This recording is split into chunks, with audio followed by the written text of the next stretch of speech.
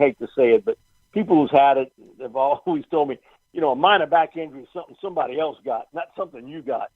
He wasn't quite the same, and so the Saints went with Chase Daniel. If I got to place Chase Daniel today in a regular season game, I'm man-up coverage press. He's not making a play downfield on me. He's going to make it in that short area. I think the Saints took a little bit of a step back. That's why this team was looking for a young quarterback and made that move toward Taysom Hill. I think there's no question that they're looking. Now, he's not the heir apparent to Drew Brees, but to answer your question, I think that as long as Sean Payton's in New Orleans, Drew Brees will be here. Because I think Sean's got enough stroke to say, hey, who do you want me to coach at quarterback? Find where's the guy? For some Saints fans, it's always, if Chase comes in, everything's going to be okay. No, that's not the case. You don't appreciate what number 9 has done all those seasons and just been a tremendous football player and put this team on his back when you've had defenses that have finished, 28th, 30th, 29th, and 31st. Right. So what more do you want him to do than what he's doing? Now, a lot of people going to get upset about what you're going to have to pay him. And Brett Favre told me this years ago and said, Mike, ain't nothing wrong with signing one-year deals. and if anybody should know, it was him, because he did that toward the back end of his career, signed those one-year deals. If it was with the Jets, the Vikings, he just kind of, okay, I'll sign it, and he made his money and played for the next year. And then, when he knew that Father Time had rung his bell, it was time to move on. But you can sort of see here that I think that it's set up that as long as Sean's still the head coach here, I think Drew Brees will be the quarterback. Wow. Good stuff from Mike Detillier. Mike, one last thing for the Who Dat Nation. Let the people know what your thoughts for the New Orleans Saints going into the 2017 season. What's your I wouldn't say your prediction, but what's the thing that the Saints fans should expect from this team? This team has been a top 6 offense every year under Sean Payton. I think they'll be a top 6 offense again. Offensively, the one thing I'd like to see Sean be more of is more patient with his running game. I've seen way too many times, Kyle, that they've thrown the football 45 times and run it. Come on, you win less than 12% of your games that way. But when you run the football 30 times or more in a game, you 42-4 under Payton. So, listen, and he made kind of a joke of, well, I'll just run it the first 30 times. Well, that's not what we're talking about. We're talking about him showing more patience. I did a roundtable discussion with, we had a number of us, but Archie Manning was a part of it, Bill Poley, and Archie brought it up that one of the things he said, I see in the NFL today is that teams throw the ball so much, and then in the fourth quarter, they've got, most games are decided by 7 or less. They try to run the ball when they haven't done it all day. Like you said, what makes you think if you haven't done it, you can do it in the fourth quarter? Like I said, now if you have a huge lead, then you kind of sweat that clock out. But what if you don't have the huge lead and you're winning by 3 or 4 or 6, and you run the ball and you can't run it and you put the ball right back? You say you've accomplished nothing doing that. So I would hope with the additions of Adrian Peterson and Alvin Kamara, and they've built a young offensive line that you can kind of put the blocks on for the next few years, that this football team would be a little bit more patient in the first half of games running it and not 45 passes. Because once you start to get over 42 throws with Drew, your chances of winning diminishes greatly after that. Right. So just be more patient running the ball. On defense, it's all about turnovers. Right. For all the preseason stuff about pressure, you didn't get a lot of turnovers. And so I think that's something that they're going to try to force here. That, I just look at the Patriots since 2006, they're a plus 144 giveaway takeaway. Wow. Now, I'm not taking nothing away from Tom Brady, But if you look at that time frame of 2006 until now, and they plus 144 total and giveaway takeaway, have never been a minus team, and it's always been better than 5+ on the giveaway takeaway. My goodness, you're going to win a ton of games doing it that way. Yeah. Third thing, you can't lose on special teams. I'm not saying you necessarily have to win, but you can't lose games on special teams. And I do think the addition of Brad Banta and Kevin O'Day has helped this special teams out. Now, Will Lutz, that first kick was, I thought he had gotten over that, but that thing couldn't have gotten over my little 3-year-old. I mean, that thing barely got off the ground. But he's been much better at it than what I've seen in the past. And maybe it was just a bad kick at that particular point, but he has really been money for this team. I thought Morstead has had an outstanding preseason and training camp punting it. We've seen you got a couple guys here that can really help out on special teams in a Trey Edmonds, and especially Chris Banjo, Raphael Bush can help you out in the coverage part of the game.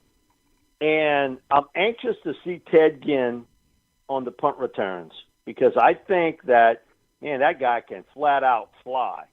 Right. And the crazy part about it is for a guy that had a reputation early in his career for a guy who dropped a lot of throws. He's gotten better at it. I only saw him drop one punt in the training camp period. So you would figure, it's a lot harder to catch, a pass with people around you than a punt. And yet he's pretty good at that, boy, and he can flat out fly. And I think Camaro will certainly help in the kickoff return game. That part of the game cost the Saints 3 games last year. You cannot lose that part of the game. I think in a razor-close division I think from a talent standpoint, Atlanta still got more talent than anybody. But they've lost both coordinators, and they got to jump the emotional ditch of losing that Super Bowl game.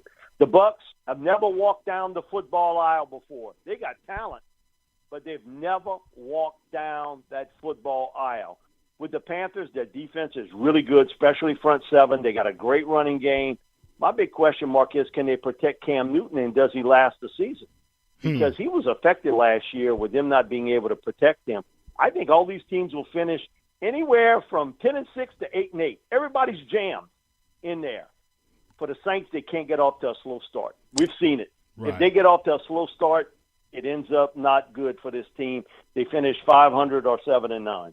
So I think it's imperative they get on the stick and fast with a really brutal schedule to open the season. Yeah, I agree, Mike. Good stuff. Your old friend Rick Gaille used to say it to us all the time. Special teams must be special.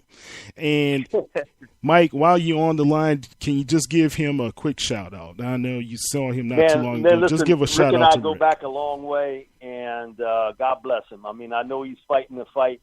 He's always been a tremendous guy with me. He's a character. A lot of coaches have distinct personalities, and Rick has that. And he's always been great with me. And, he's in my thoughts and prayers. And God bless him. He had to coach with a good friend of ours, Coach Rod, Don Rodriguez. So he did that. Man, listen, he's done his job to put up with Rod all those years. Believe me. So God bless you, Coach, and you in our thoughts and prayers. And what a great guy. Just a tremendous guy, great football mind, and he did something special, on that River Parish and what he was able to win. It's difficult there. A lot of times you're dealing with a lot of issues that some schools don't have to deal with because of players, and Rick was a champ doing it. He's still a champ today. Yeah, he is. He's our coach dad. That's what we call him here. And we really appreciate him. But Mike, we really appreciate you and all that you do for the Who Dat Nation. You're highly respected by everybody here on the panel. We need to have you back this season again, if possible, if your time allots for you to do so. So thank you so much for joining us this evening. Thanks a lot, Kyle. Anytime, just give me a call, and I'll try to make time for you if I can. Oh, thank you, buddy. Take care. Thank you so much. Take care. You're welcome. All right, that's Mike Detillier, y'all. And you guys got to listen up because Mike dropped some knowledge down on us in Who Dat Nation. If you don't know, now you know. I have Frank Jones as well as I have John Hendrix from the Canal Street Chronicles on the line. Frank Jones from the NFL Huddle. And let's go with you, John. How you doing this evening? I'm good, man. How you doing? Good. Frank, how you doing? Doing great, Kyle. Hello to everybody. All What's right. up, Who Dat Nation? How y'all doing tonight? All right, man. All right, so Barry, take it away with John. John, good to talk to you, my friend. It's been a while. This game coming up Monday night, if there's any one thing that you think is the key factor for the Saints to win this game and go in Minnesota, hostile crowd, with the number 2 ranked defense in the NFL from last year, from your point of view, from your personal point of view, what do the Saints absolutely have to do in this game? Well, for me, I think it's easy for us to say this, but they got to win this game, first of all. And I think they do that by dominating, time of possession, kind of really getting in there in the thick of things, trying to get that early lead that they've kind of been accustomed to. I think that'll help build that confidence for a lot of those rookies that are on their roster right now and kind of help them out a little bit in game plan as they go. But listen, the big takeaway for me is they've got to win this game because history has shown us, aside 2011, this team, when they lose their season opening game, it always ends in a losing record. I'm absolutely I will put those numbers up against anybody and show you, but the only season they've had where they've lost their season opener and made the playoffs was 2011. So for me, they have got to win this game. Yeah, absolutely. I totally agree with you. It's critical, and you're absolutely 100% correct. And with the exception of the 2011 season, because it sets the tone. It sets the tone for the entire year, and let's face it, they have looked pretty bad coming out the gate these last few seasons. I totally agree with you. I think it's going to be critical. I think the first 4 games, if they can split the first 4, I think it would put them in pretty good shape the rest of the way. Here's another question for you, and I've gotten this question personally. And matter of fact, our good friends that you and I both appear on 103.7 The Game in Lafayette, and the question was posed: do I think that the Saints are going to be in trouble putting P.J. Williams and Lattimore out there, because basically P.J. is a rookie because he only played, a game and a half last year of NFL experience, sat out the year before in his rookie year. So basically you got one guy who's played a game and a half and another guy is going to be playing his first game ever. Do you think that is a weakness? Because I personally don't. And you and the Rev there at CSC have posted some great tweets from Pro Football Focus, which shows that P.J. Williams and Lattimore are actually rated very highly considering their inexperience. So, I mean, do you think and we're talking Sam Bradford. We're not talking about Tom Brady or anybody like that. So, do you think the Saints would be okay putting those 2 guys out there? Because I personally think they will be. Yeah, I would absolutely agree there. I mean, for me, I think the biggest eye-opener was a game against Houston. Now, the thing is, with Lattimore, he wasn't going against DeAndre Hopkins. He wasn't going against a marquee receiver, if you will. But the thing for me is the way he was moving his hips, the way he was in position, the way he was reading the play and recognizing things.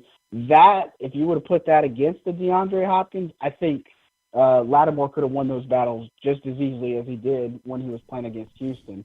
That being said, look, I don't think it scares me because going into this season, I know they have a better front 7. That is a given. Their pass rush, look, I want to see it more, but I really get the feeling that this pass rush is much improved. That NASCAR package that they'll introduce where they throw Haloi Kikaha outside and slide Okafor in, I think that's going to be big for third downs. I like their speed that they got on the linebacking core. I think it's a tremendous upgrade. So I think it's going to help take a lot of the pressure off the cornerbacks. But if I've got one-on-one coverage, put their best receiver was that Stephon Diggs, maybe Adam Thielen against P.J. Williams or Marshawn Lattimore, I feel good about that. And even so, even if they rotate in 3 corners, they